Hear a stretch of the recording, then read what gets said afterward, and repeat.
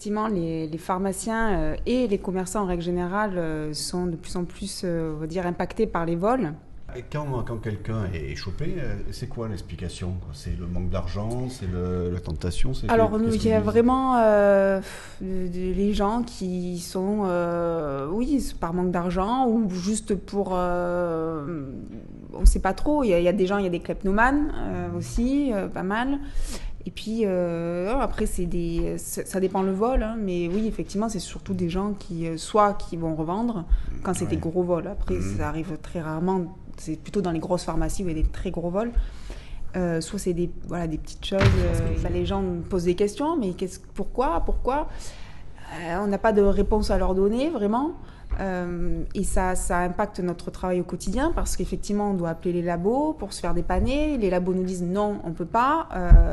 Oui, mais alors, il y a certaines pharmacies qui en ont, d'autres pas. La question que je voulais poser à Valérie Rouvéran, c'est qu'aujourd'hui, il y a eu des annonces du chef de l'État à ce sujet. On a traversé le Covid, on a fait des diagnostics, on a tiré des leçons.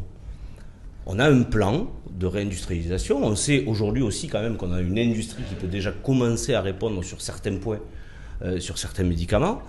Qu'en est-il aujourd'hui ? Je n'ai pas toute la réponse, mais par contre j'ai une réponse, c'est que on ne peut pas tout résoudre dans l'immédiat. Quel intérêt sur le plan mondial, l'Azerbaïdjan, l'Arménie, si on n'avait pas d'attachement ? Parce qu'on a une histoire, il y a de l'attachement. Mais Eric le dit à juste titre.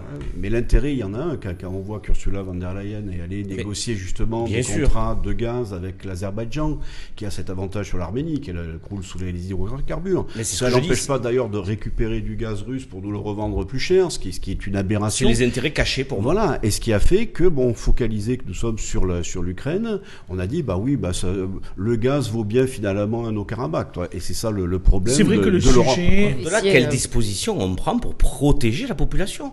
Enfin, je veux dire, on a envoyé dans d'autres conflits les casques bleus sous l'égide de l'ONU. Que fait-on ? C'est pour dire, voilà, la politique de la ville, il faut arrêter de la stigmatiser. Elle a un réel intérêt dans les quartiers. Même si la réalité, malheureusement, celle qui revient souvent, c'est la problématique des violences et ce qui peut se dérouler dans les quartiers. Et je la nie pas. Et où la question se pose à un moment donné de dire où va cet argent ? La politique de la ville, il faudrait même l'augmenter. Donc du coup, ça dérange certains qui disent mais non, on donne trop de choses. Mais si on se coordonnait... c'est l'argument aujourd'hui de l'extrême droite qui dit on a mis pendant des années beaucoup d'argent sur des quartiers urbains. Qu'est-ce que ce serait alors ? Qu'est-ce que ce serait ? Un message de Richard Tiberino. Où est la prévention spécialisée sur Pissevin Val-de-Gour, compétence du conseil départemental ? Arnaud Bord, qu'est-ce que vous pouvez dire de vos copains socialistes du département du Gard ? Ça vous a pas échappé, je suis pas conseiller départemental.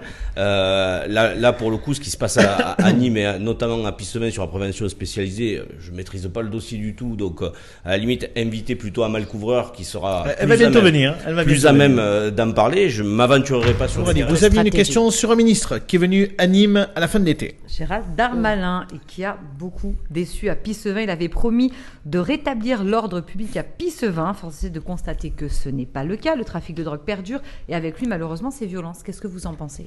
Je ne suis pas d'accord. Bien évidemment, je ne suis pas d'accord. On attendait le ministre. Le ministre est venu très rapidement. Il a apporté des réponses, les réponses qu'il pouvait apporter. Il